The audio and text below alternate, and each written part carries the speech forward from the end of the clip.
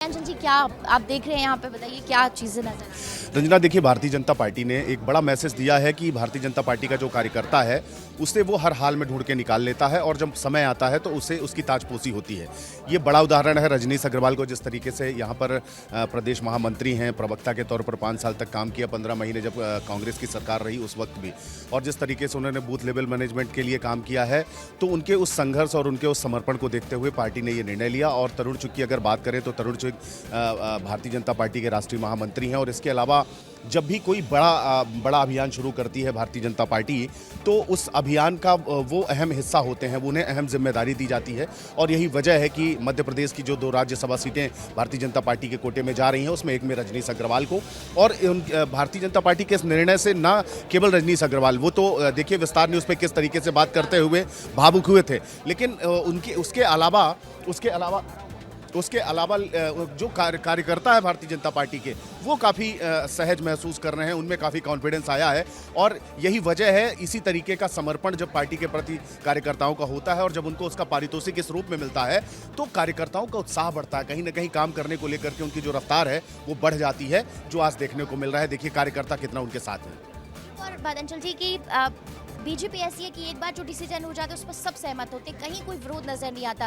कांग्रेस में यही चीज़ है, हमेशा विरोध दिखता है। शुरू नाम जैसे अनाउंस होता है उसके बाद लगातार हर कोई आ जाता है, चाहे वो छोटा हो या बड़ा हो। पार्टी फोरम पर अपनी बात नहीं रखता, बल्कि पब्लिक प्लेटफॉर्म पे जो एक बात है वो रखते हैं, तो कहीं ना कहीं अंदरूनी कला उजागर हो जाता है कांग्रेस। बिल्कुल रंजना, देखिए एकदम महत्वपूर्ण बात यह है कि एक अनार और 100 बीमार जैसी स्थिति कांग्रेस में है। एक राज्यसभा सीट है, उस पर भी महिला, हालांकि महिला है, मीनाक्षी नटराजन सांसद भी रही हैं कांग्रेस की मंदसौर से, और उन्हें प्रत्याशी बनाया गया है। लेकिन जो बड़े नेता हैं, चाहे वो दिग्विजय सिंह हो, कमलनाथ हो, जीतू पटवारी हो, उमंग सिंघार हो, कई दौर की बैठकें इनके साथ हुई, लेकिन इनमें क्या सहमति बन पाई? क्योंकि जैसे उनका नाम निकल के सामने आया, उसके बाद देखिए आप किस तरीके से बगावत होने लगी भीतर से बाहर तक। और अभी तक देखिए, आज भारतीय जनता पार्टी ने कल नाम घोषित किए और इसके बाद तुरंत ही आज नामांकन दाखिल करने के लिए सारे नेता इकट्ठे हो रहे हैं, सब जा रहे हैं। आज कांग्रेस ने विधायक दल की बैठक बुलाई है शाम को। इसके बाद मुझे लगता है सोमवार को, क्योंकि 8 तारीख लास्ट डेट है पर्चा भरने का, सोमवार या मंगलवार को ये नामांकन दाखिल करेंगे और इसके बाद आगे की प्रक्रिया होगी। लेकिन कांग्रेस को भी इस बात का कहीं ना कहीं हाँ डर बना हुआ है कि कहीं क्रॉस वोटिंग ना हो जाए या फिर तीसरी सीट पे भारतीय जनता पार्टी अपना कोई प्रत्याशी ना उतार दे। अब ये देखना होगा कि क्या भारतीय जनता पार्टी, हालांकि अभी जो जानकारी मिली है 4 ही नामांकन शायद लिए गए हैं, उन 4 नामांकन भारतीय जनता पार्टी की तरफ से लिए गए हैं। लेकिन अभी ये भी, हालांकि मुझे लगता नहीं कि कांग्रेस अपने लिए हुए निर्णय पे यू टर्न लेगा, लेकिन ऐसा भी हो सकता है क्योंकि पॉलिटिक्स प्रेशर होगा। बड़े नेता हैं जो राज्यसभा जाना चाह रहे थे, उन्होंने अगर मतलब दबाव बनाया और क्रॉस वोटिंग का डर सताया, तो फिर हो सकता है मुझे कमलनाथ या दिग्विजय सिंह कोई बड़े नेता हो सकता है। भावना नजर आ रही है कि बदल सकता है शायद कांग्रेस में अगर अंतर्विरोध बहुत ज्यादा हुआ। देखिए रंजना, राजनीति में कुछ भी कहना कि अब ये फाइनल है, क्योंकि जैसा आपने कहा कि भारतीय जनता पार्टी में जो तय हो जाता है उसमें कार्यकर्ता भी साथ में रहते हैं, लेकिन कांग्रेस में इस बात का कहीं ना कहीं संकट तो है। अब आज की जो बैठक होगी उसमें कौन कौन से विधायक आते हैं, कौन से बड़े नेता आ रहे हैं, जैसा कि सुनने में आया है कि कुछ नेता वर्चुअली जुड़ रहे हैं, जैसे कमलनाथ हैं, तो वो मुझे लगता है एक मंच में सारे नेताओं को होना चाहिए और मीनाक्षी नटराजन के लिए सबको लामबंद होना चाहिए, तभी कांग्रेस ये। रजनीश अग्रवाल हम वापस से उस पर आ जाते हैं। नितिन नवीन जिनकी शादी में आए थे, घोड़ी पर बिठाया था, तो ये चीज़ें भी बेहद महत्वपूर्ण हो जाती हैं कि आप काम करते रहिए, आपके दोस्त, या फिर ये राष्ट्रीय अध्यक्ष जब बने थे उसके बाद लगातार कयास भी लग रहे थे कि रजनीश अग्रवाल ही होंगे शायद। हाँ, देखिए नितिन नवीन जो है, अभी रंजना मुझे लग रहा है नेताओं के आने का सिलसिला शुरू हो गया है। राकेश सिंह जी आए हैं, इनसे बात। सब अंदर जाएंगे।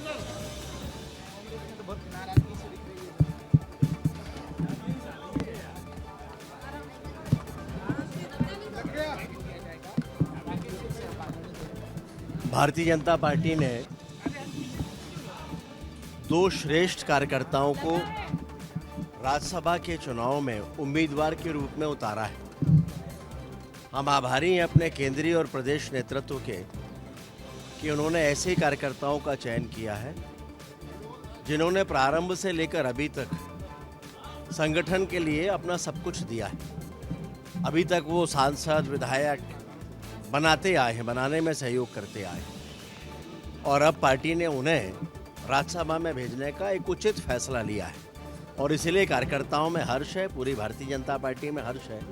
और आज हम सभी उनके नामांकन में सहभागी होकर उन्हें शुभकामनाएं देने वाले हैं।